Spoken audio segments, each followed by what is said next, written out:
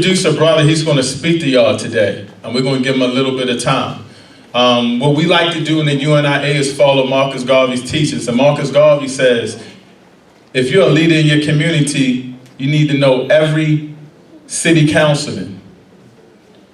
And you need to know every mayor. You need to know every community association president. And so that's what we try to do. He said, until we get our sovereign land, we need to be on our politicians to vote for what's favor and to vote for the favor of black people. As you can start to see, I think in New York City, they're giving money away for free health care for illegal aliens. And we got some black people in Baltimore City that only have their own health care. Yes, sir. Yes, sir. So before we do that, how about giving free health care to us?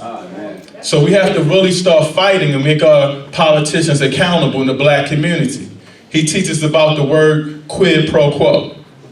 We vote you in, then we want something in return. And so we had a couple of politicians come and speak at our meetings, and this brother hit me the other day. He said he would like to come. I gave him my card, and he just popped up out the blue. I was like, wow, the brother hit me. And he was like, I'd love to come to the event and speak. So I want to introduce the mayor candidate for Baltimore City, Brother Bob Wallace. Give him a hand, please.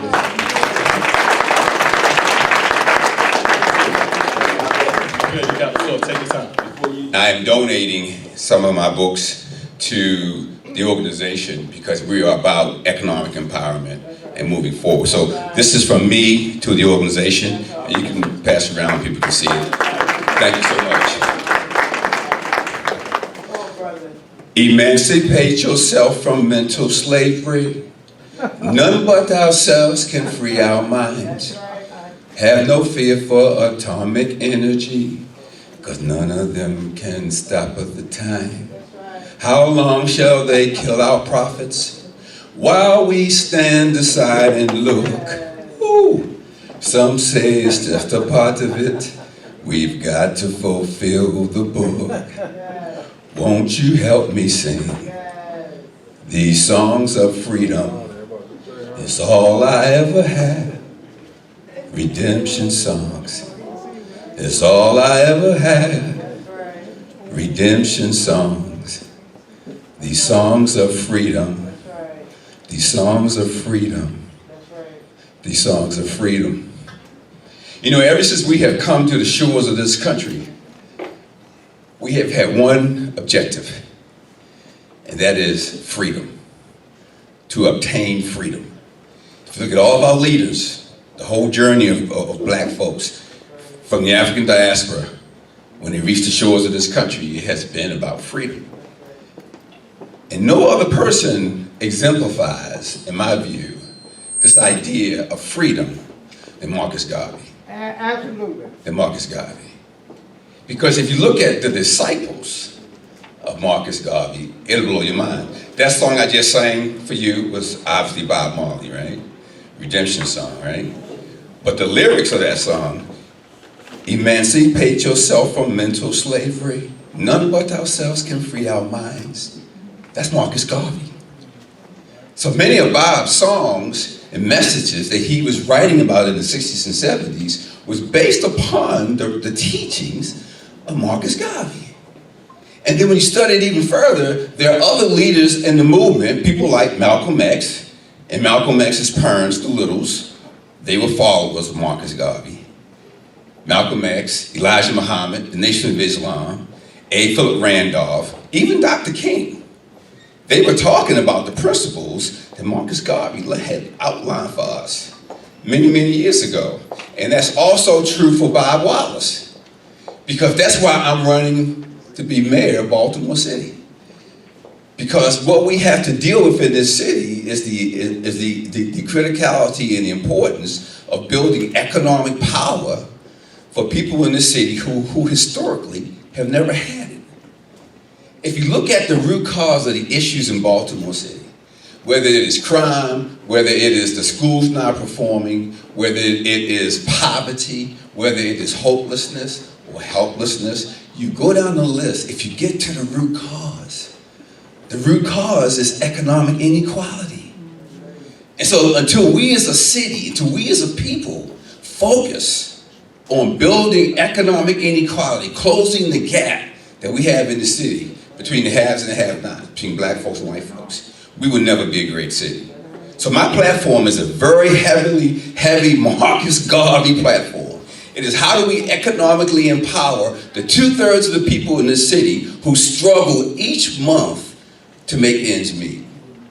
The unemployed, the underemployed, men and women sometimes working 2 or 3 jobs just to make ends meet. How do we remodel the economy in this city to change all of that? That's what Bob Wallace is all about. Let me tell you how we're going to do it. Number one, we're going to stop investing our variable tax resources in building shiny buildings, and we're going to invest it in people and neighborhoods. Because we can never be a great city until we build our people up. You can build buildings, nice shiny buildings that attract people, folks from outside the city, but you will never be a great city until the people in the city are economically empowered and economic players in the city of Baltimore. That's what we have to do. How do we do that? We do it by creating what I call neighborhood economic development centers in the neighborhoods. What will that do? Number one, it will get rid of food deserts. 25% of our people in our city live in what's called food deserts. They don't have access to healthy, nourishing food. So in these neighborhood economic development centers, we're going to deal with the food desert issue, and on top of that, we're going to build an economic platform where we bring in industries into the neighborhoods to employ the people in the neighborhoods. And we use the people in the neighborhoods to build whatever we have to build. And not rely on people outside the city to come in and get the jobs and build the wealth. Because Garvey was about wealth. How do we build wealth that is sustainable? Sustainable means that when we create it, we now can pass it down to our children and to our children's children. And until we do that as a people, in this city and every other city in America, we will never be a great city. We will never deal with the issues, the dysfunction, the social dysfunction that we see now in our great city. I'm from Cherry Hill, born and raised in Cherry Hill. My mother was a janitor. My dad was a worker at Bethlehem Steel. Mom and Daddy raised 5 boys in Cherry Hill in the projects, right?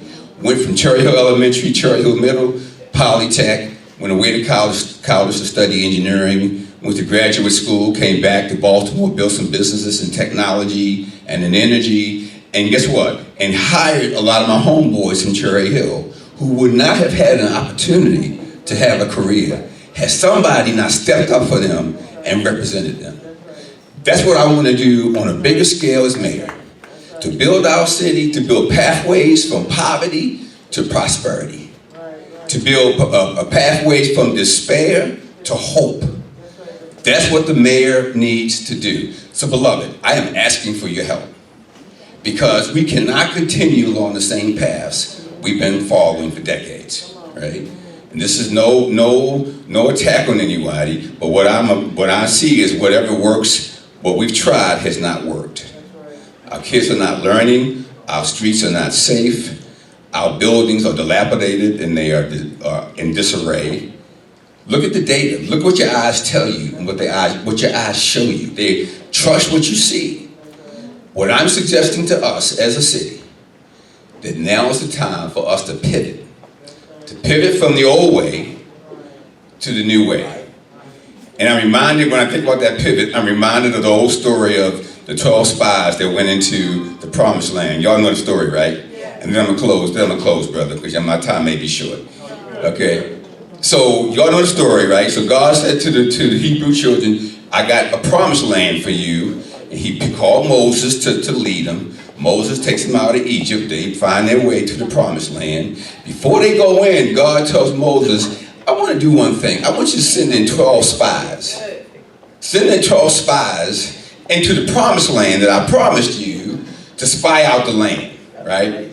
And why did God do that? I don't know. Maybe he was testing their faith. Whatever his reasoning was, the 12 go into the promised land. And they observe. They got giants there. They got big fortresses. It's a major impediment, major challenges to take that land. So they come back to Moses and give him a report.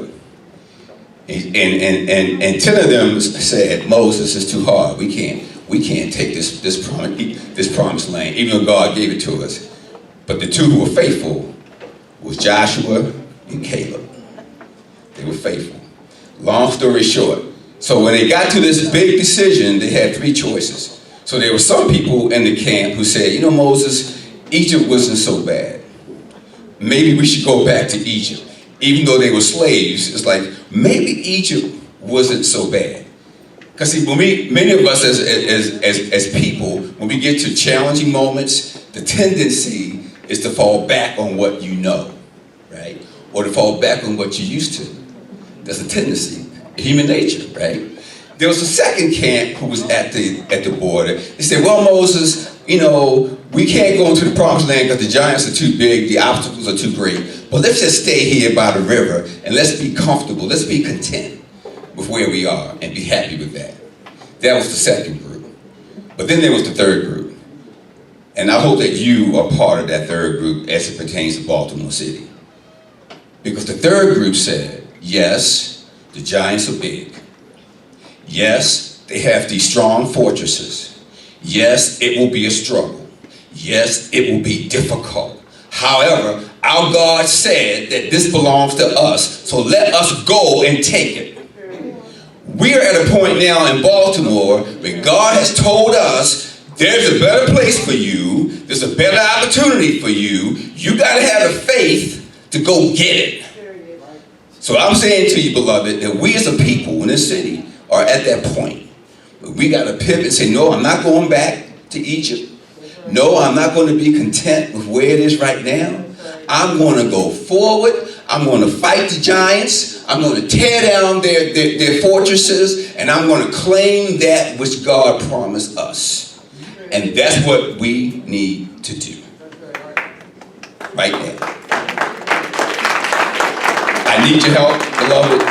I need your help. I need you to see that vision. I need you to give me a chance. Give me a chance. You gave the other ones chances, right? And you saw what you got. I ain't gonna comment on that. You saw what you got. I'm asking you now to give Bob Wallace a chance, right? To show you what the vision I had for this city, that we together, because I can't do it by myself, that we together can make this city a better place for our children and for our grandchildren, all right? And I promise I won't sing no more Bob Marley songs. God bless y'all. Thank you very much.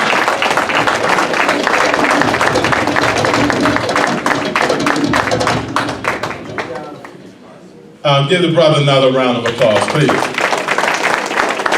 know, there's not a lot of politicians that call in UNIA and ask to speak, I'm not gonna lie.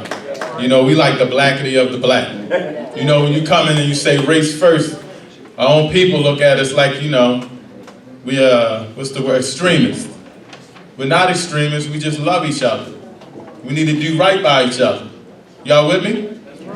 We gotta love each other, we gotta do right by each other. We gotta take care of each other. You know, we gotta buy from each other.